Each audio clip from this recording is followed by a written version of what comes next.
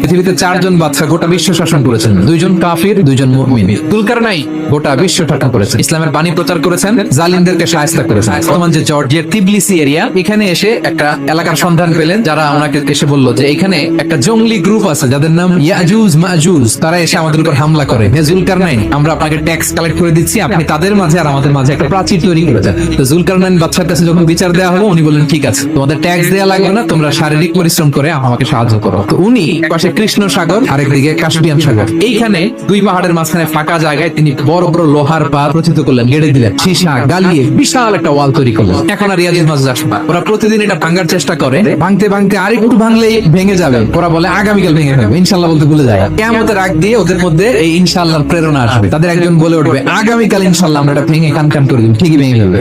প্রাচীর তৈরি করে দিয়ে তাদেরকে বলেছিলেন যতদিন আল্লাহ তাআলা চাইবেন এটা থাকবে, এবং যেদিন আল্লাহ তাআলার আদেশ আসবে এটা ভেঙে কান হয়ে যাবে।